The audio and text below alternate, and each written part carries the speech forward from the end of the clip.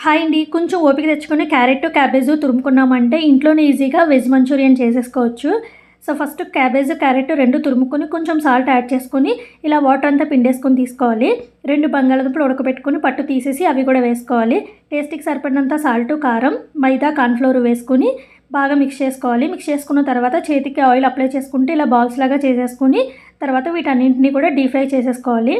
ఇప్పుడు మనం సాసేస్ కోసం చిన్నగా కట్ చేసుకున్న ఉల్లిపాయ ముక్కలు, పచ్చిమిరపకాయ ముక్కలు, అల్లం ముక్కలు, వెల్లుల్లి ముక్కలు ఒక ప్యాన్లో ఆయిల్ వేసుకుని కొంచెం వీట్ అయిన తర్వాత ఇవన్నీ కూడా వేసేసుకొని లైట్గా ఫ్రై చేసుకుంటే సరిపోతుంది.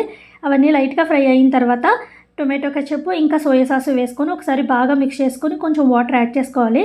ఈ సాసెస్ అన్నీ బాగా మిక్స్ చేసుకున్నాక కొంచెం సాల్టు, 2 స్పూన్స్ కార్న్‌ఫ్లోర్‌లో కొంచెం వాటర్ మిక్స్ చేసుకొని అది కూడా వేసేసుకున్నాక మనం డీప్ ఫ్రై చేసుకున్న బాల్స్ కూడా వేసేసుకొని బాగా మిక్స్ చేసి లాస్ట్‌లో కొత్తిమీర యాడ్ చేసుకొని స్టవ్ ఆఫ్ చేసుకుంటే వెజ్ మంచూరియన్ రెడీ. ఎలా ఉందో కామెంట్ చేయండి. Please do like and subscribe. Thank you for watching.